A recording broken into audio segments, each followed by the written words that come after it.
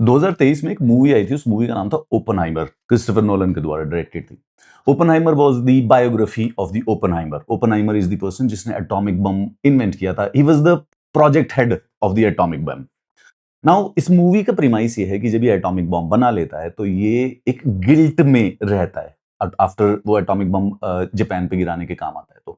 तो ये constant guilt पे रहता है कि इसने शायद कोई गलती कर दी। गलती इसलिए कर दी क्योंकि एटॉमिक बम एक ऐसी चीज है जिससे ह्यूमैनिटी अपने आप को खुद को डिस्ट्रॉय कर सकती है। So he thinks that he is the person responsible for giving humanity a tool to destroy itself.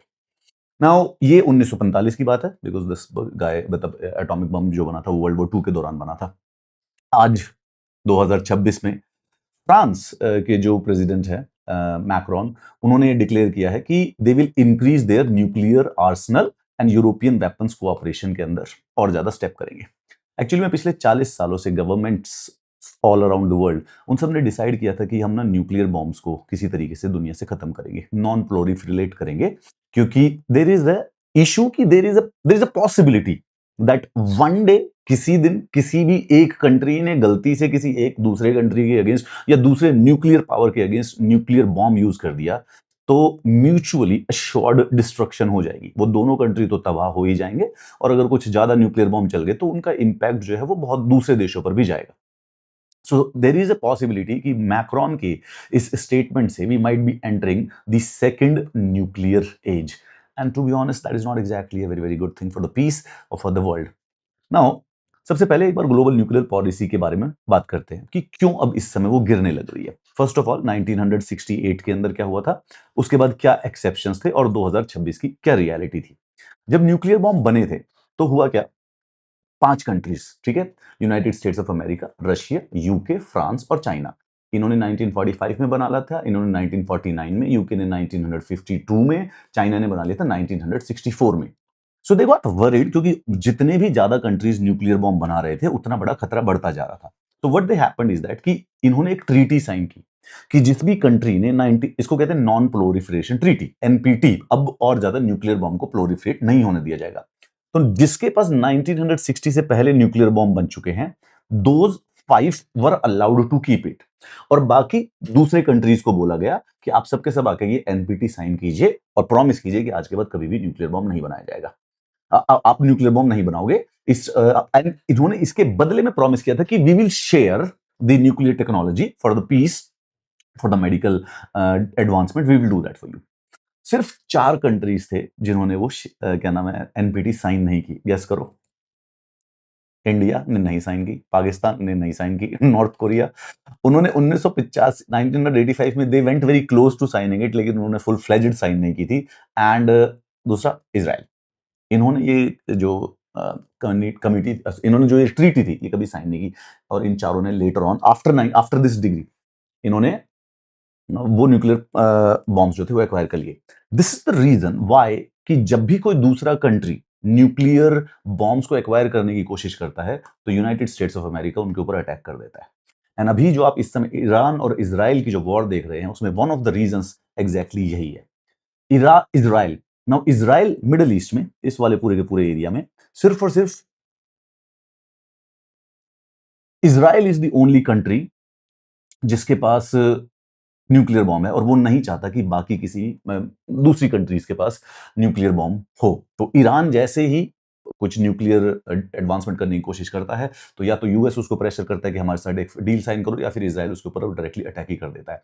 Now luckily India ने एनपीटी कभी भी साइन नहीं की थी और इसीलिए 1974 में हमने न्यूक्लियर बॉम्ब टेस्ट करके वी काइंड ऑफ डिक्लेयर कि भाई हमारे पास तो न्यूक्लियर बॉम्ब हो चुका है। और 1998 में 5 टेस्ट करे थे हमने पोखरण में एंड फाइनली हमने ऑफिशियली डिक्लेयर कर दिया कि हमारे पास न्यूक्लियर बॉम्ब है।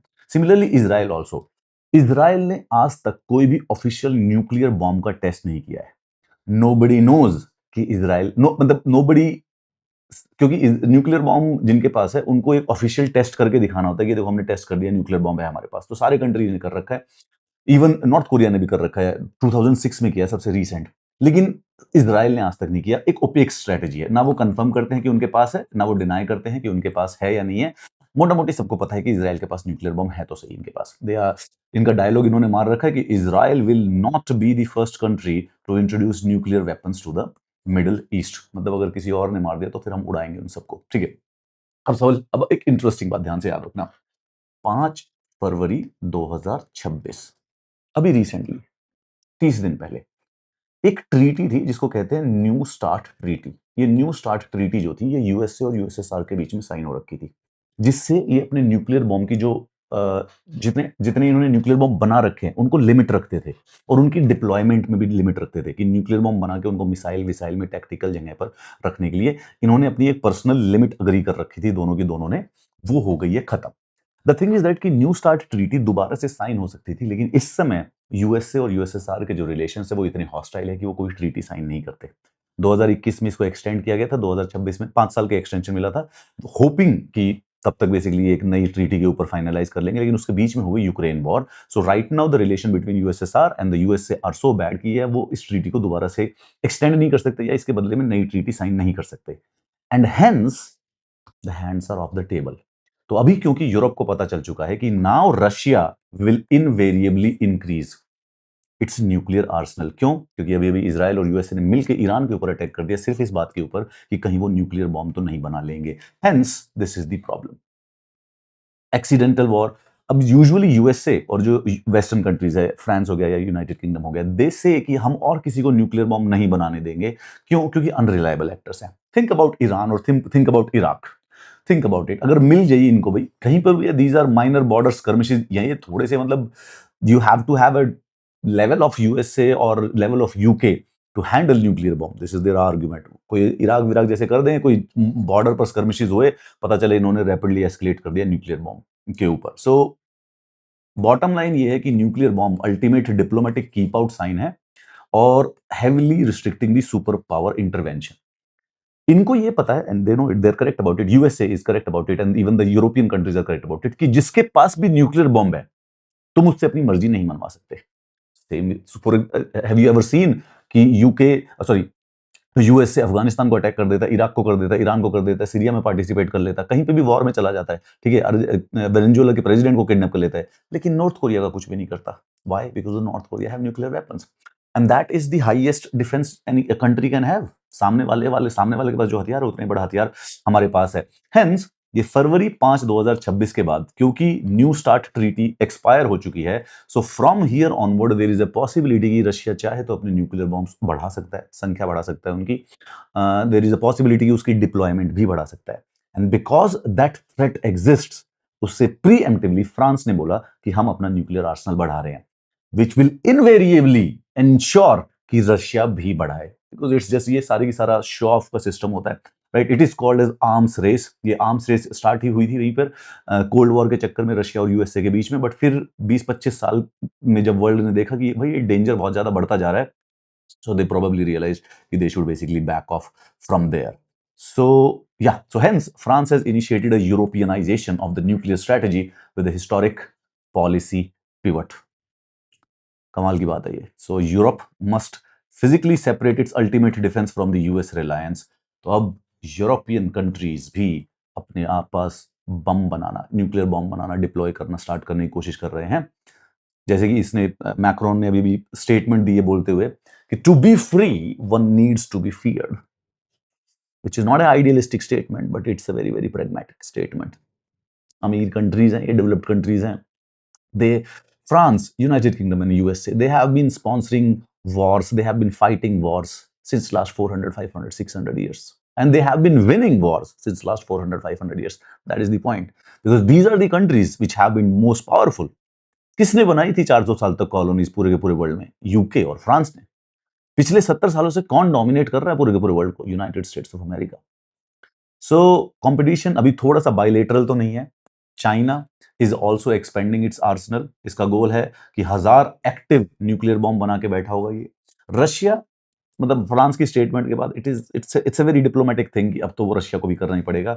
And regional actors, India, Pakistan और नॉर्थ कोरिया, हमारे को हमेशा कांस्टेंट थ्रेट रहता है पाकिस्तान का, तो we obviously always keep a nuclear bomb as well for our own security. ऊपर से चाइना का भी थ्रेट है ही है, तो हमारे को न्यूक्लियर बॉम्ब की अपनी कैपेसिटी को तो और ज्यादा क्या नाम है उसको डेवलप करते रहना ही पड़ता है। सो मोटा मोटी बात यह है कि इस समय न्यूक्लियर बॉम्ब से रिलेटेड पूरे के पूरे वर्ल्ड में 0 ट्रीटीज फोर्स में है, कंट्रीज अपने वापस वही 1970 1960 के रिटोरिक में आ गई है कि जो जितने ज्यादा बम बना लेगा वो उतना ज्यादा पावरफुल। सो जो ये ओपनहाइमर का जो सीन है, लास्ट सीन है ये, बिल्कुल एकदम एंडिंग क्लाइमेटिक सीन है। इसको गिल्ट हो रहा है बैठे बैठे कि यार ये क्या बना दिया मैंने। He is right actually about it कि till the time the nuclear bombs exist on the earth, there will always remain a teeny tiny possibility that the humanity will destroy itself one day or the other.